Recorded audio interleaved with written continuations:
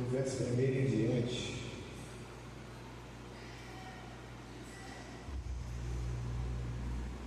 livro de Atos dos Apóstolos, capítulo 4.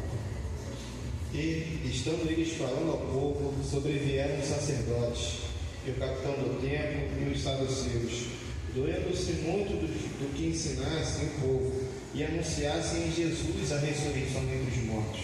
E lançaram um deles, e os colocaram na prisão até o dia seguinte, pois já era tarde. Muitos, porém, dos que ouviram a palavra creram, e chegou o número desses homens a quase 5.000. E aconteceu no dia seguinte, reuniram-se em Jerusalém os seus principais, os anciãos e os escribas, e Anás, o sumo sacerdote, e Caifás, e João, e Alexandre, e todos quanto haviam da linhagem do sumo sacerdote. E pondo-os no meio, perguntaram: com que poder ou em nome de quem fizeste isto? Então Pedro, cheio do Espírito Santo, lhes disse: principais do povo e vós, anciões de Israel, visto que hoje somos interrogados acerca do benefício feito ao homem enfermo e do modo como foi curado, seja conhecido de vós todos e de todo o povo de Israel, que em nome de Jesus Cristo, o Nazareno, aquele a quem vós crucificaste e a quem Deus ressuscitou dentre os mortos, em nome deles é que este está ação diante de vós. Ele é a pedra que foi rejeitada por vós, os edificadores, a qual foi posta por cabeça de esquina. E em nenhum outro há salvação, porque também debaixo do céu nenhum outro nome há, dado entre os homens, pelo qual devamos ser salvos. Então eles, vendo a ousadia de Pedro e João, informados de que eram homens sem letras em doutos, maravilharam-se e reconheceram que eles haviam estado com Jesus. E, vendo estar com eles um homem que fora curado, nada tinha que dizer em contrário. Todavia, mandando-os sair fora do conselho, conferenciaram entre si, dizendo: que havemos de fazer a estes homens? Porque a todos os que habitam em Jerusalém é manifesto que por eles foi feito um sinal notório, e não o podemos negar. Mas, para que não se divulgue mais entre o povo, ameacemos-nos rigorosamente para que não fale mais desse nome a homem algum. E, chamando-os, disseram que absolutamente não falassem nem ensinassem no nome de Jesus. Respondendo, porém, Pedro e João lhes disseram: julgai vós se é justo diante de Deus, ouvir-vos antes a vós do que a Deus, porque não podemos deixar de falar do que temos visto e ouvido. Mas eles ainda os ameaçaram mais, e não achando motivo para os castigar, deixaram-os ir, por causa do povo, porque todos glorificavam a Deus pelo que aconteceu. Pois tinham mais de 40 anos um homem que se operara aquele milagre de saúde, e todos eles foram para os seus, e contaram tudo o que lhes disseram os principais sacerdotes e os anciões. E ouvindo eles isto, unânimes levantaram a voz a Deus, e disseram: Senhor, Tu és o Deus que fizeste o céu, e a terra, e o mar, e tudo o que neles há. Que disseste pela boca de Davi, teu servo, porque bramaram os gentios, e os povos pensaram coisas vãs. Levantaram-se os reis da terra, e os príncipes se ajuntaram a uma, contra o Senhor e contra o seu ungido, porque verdadeiramente contra o teu santo filho Jesus, que tu ungiste, se ajuntaram, não só Herodes, mas Pôncio Pilatos, como os gentios e os povos de Israel, para fazerem tudo o que a tua mão e o teu conselho tinham anteriormente determinado que se havia de fazer. Agora, pois, ó Senhor, olhe para as suas ameaças e concede aos teus servos que falem com toda a ousadia a tua palavra, enquanto estendes a tua mão para curar e para que se façam sinais e prodígios pelo nome do teu santo filho Jesus. E tendo orado, moveu-se o lugar em que estavam reunidos, e todos foram cheios do Espírito Santo, e anunciavam com ousadia a palavra de Deus. Vou tomar essa. Irmãos, é interessante, no livro de Atos,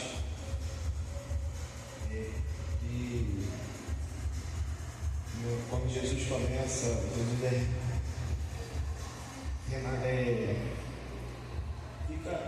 tem a ressurreição de Jesus, fugindo da palavra, tem a ressurreição de Jesus. Antes dele ser assunto aos céus, ele, no capítulo 1, ele fala para os discípulos se reunirem em Jerusalém e ali aguardar experimentar o batismo com o Espírito Santo. E ele diz para os discípulos, dizendo que certamente João Batista batizava com águas, mas eles seriam batizados com o Espírito Santo. E ali nós vemos no capítulo 2 essa promessa de Deus, esse batismo sendo realizado nos discípulos. E ali se inicia uma nova fase, podemos dizer assim, se inicia a Igreja de Cristo. Somente com 120 pessoas. Mas no meio desse batismo se levanta um com ousadia e cheio do Espírito Santo. Se levanta Pedro, enquanto muitos estavam ali murmurando, questionando e falando que os homens estavam embriagados, já aquela hora do dia, e que aquilo ali era loucura. Se levanta Pedro com ousadia, e Pedro começa ali a pregar, e ali quase 3.000 almas, 5.000 almas, 5.000 almas se vendem, e a igreja que começou com 120 vai para mais de 5.000. E no capítulo 3 vem aquela passagem de Pedro e João no templo, que ele fala isso, que eles estavam sentados pedindo esmola no templo, e ali Pedro fala que não tem ouro nem prata, mas o que tem, isso ele dá. Em nome de Jesus levanta e anda, e ali aquele paralítico, aquele posto levantou e andou. E no capítulo 4, que é a qual nós lemos, eles continuam ali pregando na sinagoga do templo, e chegam assim os anciões, os chefes, né? Aqueles a quem incitaram o povo contra Jesus. E ali pegam Pedro e João, levam para o conselho e deixam eles presos. E o que mais me marca nessa passagem é que quando Pedro começa a sua defesa, né, a defesa dele e de João,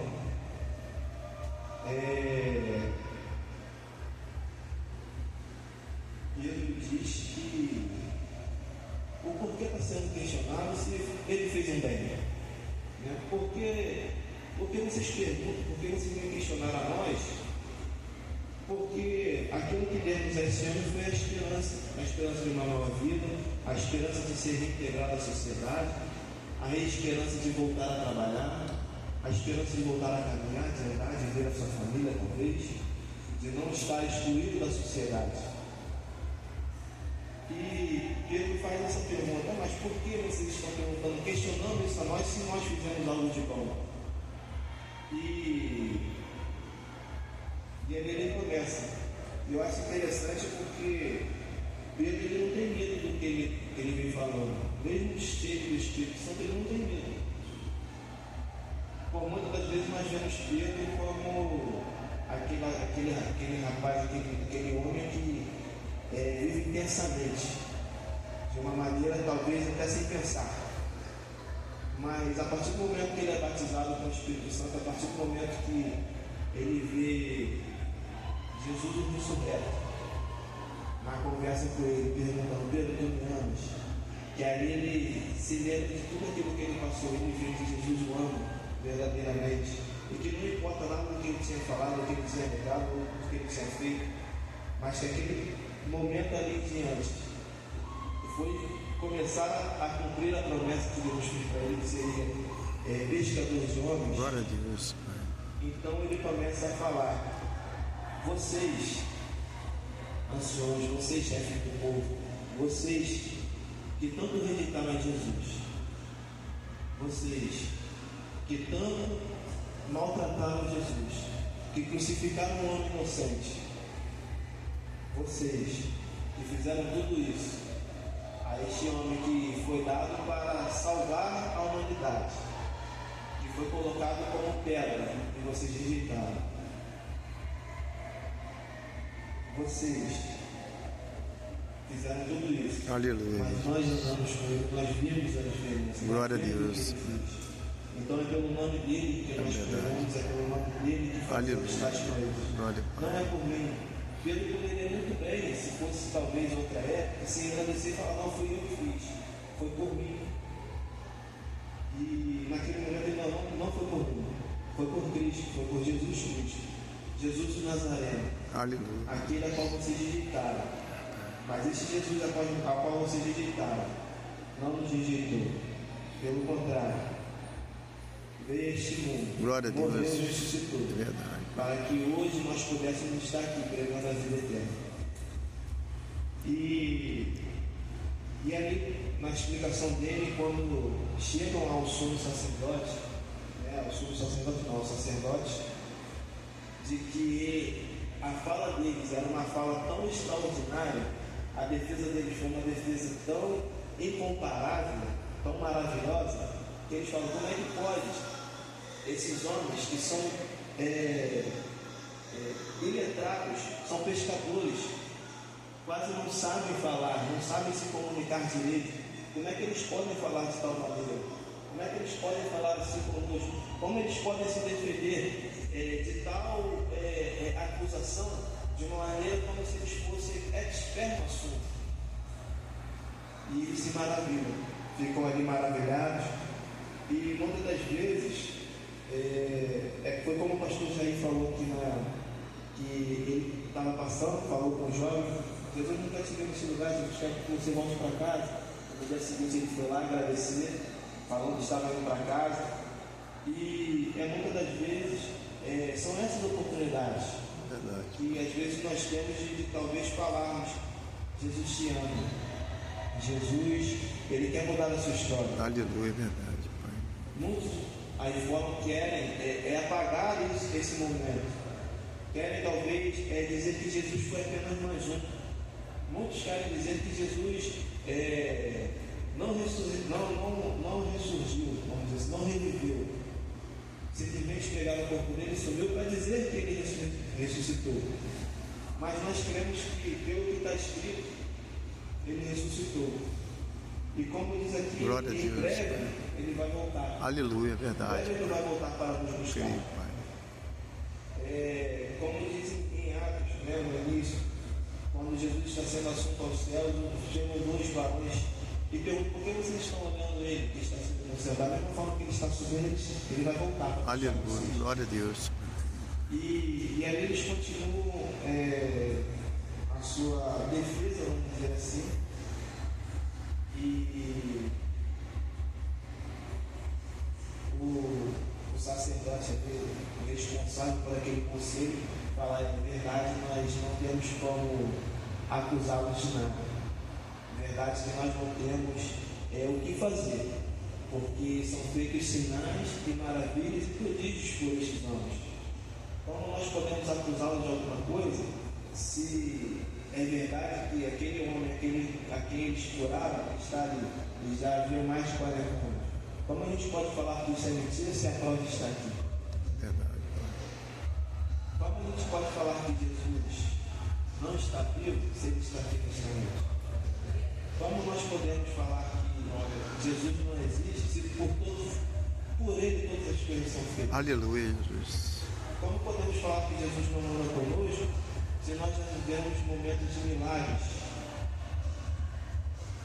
Como podemos conviver com alguém que não existe?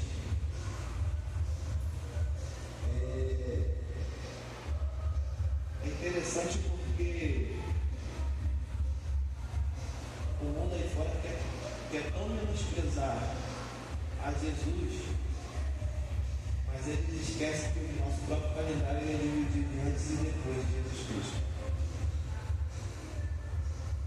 Mas voltando para o texto, e assim que eles são soltos, eles voltam para aquelas pessoas que estavam lá aguardando, estavam orando, e eles explicam tudo aquilo ali que aconteceu. E o que mais me chama a atenção nesse texto é quando eles estão orando, que eles começam a falar coisas que eles viveram, coisas que estavam acontecendo, mas eles pedem que continuem a falar de Jesus com ousadia. Eles pedem ousadia para continuar a pregar o Evangelho, porque nós sabemos que naquele tempo qualquer um que era pedra, falando a palavra de Deus, falando de acontecia isso ou pior. Né? Quando não tinham a possibilidade de se defender, eram tratados como pessoas inimigas do Estado, inimigas do povo, inimigos da nação. E eram feitas coisas cruéis. Mais à frente nós vemos Estevão, né? O nosso primeiro mártir, vamos dizer assim, depois de Jesus Cristo, a morrer por causa desta palavra. E eles não pedem proteção, eles não pedem que Jesus tire isso deles, pelo contrário. Senhor, nos dê mais ousadia para pregarmos a tua palavra. Nos tire o medo para podermos dizer a este mundo que o Senhor veio, operou maravilhas, foi para o céu, morreu e reviveu, e em breve voltará. E há uma palavra que eu quero deixar para os irmãos, é que nós possamos pedir esta ousadia ao Espírito Santo para pregar este Jesus, continuar a falar deste Evangelho tão maravilhoso, este Evangelho que cura, que salva, que liberta, glória que a Deus. transforma. É verdade, Pai. E que muitos têm deixado de lado o Evangelho genuíno, o Evangelho do arrependimento, porque muitos estão procurando, até procuram a igreja, até procuram a gente para conversar, mas eles esperam muitas das vezes ouvir palavras de acalento, né? Para acariciar o seu próprio ego, palavras de prosperidade, quando na verdade a nossa prosperidade é ir morar no céu. A nossa prosperidade é um dia Jesus retornar e estarmos sendo com Ele. E muitos não querem saber disso mais. Muitos só querem saber das coisas terrenas. Mas eu louvo a Deus porque eu vejo muitos também se levantando para pregar o Evangelho genuíno. É verdade. Eu vejo muitos ainda com essa ousadia dos céus, cheios do Espírito Santo, pregando a verdade. Aleluia. Pregando que o errado continua sendo errado. Apontando que com o pecado não se entra no céu. Sem arrependimento, nós não veremos a Jesus. Quem dera que a igreja estivesse cheia. Quem dera que a igreja estivesse lotada. Mas Deus sabe de todas as coisas. É verdade, Jesus. Talvez Deus tenha nos trazido aqui, né, para entendermos que eu e você podemos fazer a diferença. Eram 120 orando naquele momento. Depois se tornaram 5.000. Eram 2 se defendendo. Mas depois se juntaram com aqueles e começaram a orar pedindo ousadia. Podemos ser poucos agora, mas se orarmos, pedimos ousadia para continuarmos a pregar esse Evangelho genuíno, glória a Deus, seremos muitos. É verdade, Talvez não aqui na igreja, mas seremos muitos nos céus. A nossa família será grandiosa e numerosa nos céus. Verdade. Talvez nossos familiares ainda precisam ouvir de Jesus. E muitas das vezes nós ficamos envergonhados em pregar a palavra de Jesus ou até mesmo falar de Jesus. Que nesta noite possamos pedir a Jesus esta ousadia para continuar a falar, continuar a pregar, continuar a apontar os erros. Não para julgar, mas para dizer que Jesus pode te mudar, Jesus pode transformar a sua vida. Não é desse jeito que Jesus te quer. É verdade. Que possamos trazer a esperança, assim como Pedro ele falou, né? Como foi falado aqui nesta noite, em vários versículos. Isaías 9,6 diz que o menino se nos deu, um filho se nos deu, e o principado estava sobre ele. Seu nome será maravilhoso, conselheiro, Deus da eternidade, Pai da eternidade, Deus forte, príncipe da paz. E que possamos continuar a anunciar que esse menino nasceu, foi dado por amor de mim e de vocês, para morrer ainda naquela cruz, mas também que ele renasceu, ressuscitou, para assim transformar as nossas vidas e trazer a esperança de que nós iremos viver juntamente com Ele nos céus. E vendo um pouco dessa passagem de Isaías, só para finalizar, para deixar uma reflexão para os irmãos. Isaías 9,6 diz que Ele é maravilhoso e conselheiro. Algumas traduções dizem maravilhoso conselheiro, como se fosse um título composto. Algumas traduções dizem que é maravilhoso e conselheiro, são duas palavras. Mas maravilhoso quer dizer extraordinário, singular, algo incomparável. Então Jesus, Ele é maravilhoso, é algo incomparável, é verdade, é extraordinário, é singular. E conselheiro é aquele a quem veio cumprir o propósito ou veio aconselhar. E Jesus, Ele veio fazer os dois. Ele veio cumprir o propósito e veio aconselhar, a mostrar o caminho. Ou melhor, a mostrar não, a dizer que Ele é o caminho e a verdade. Aleluia, Pai. Então Ele é o extraordinário, o singular, o incomparável, que veio cumprir uma missão, que veio cumprir algo extraordinário. Ele veio para ser o caminho, a verdade e a vida. E assim eu agradeço a minha oportunidade em nome de Jesus.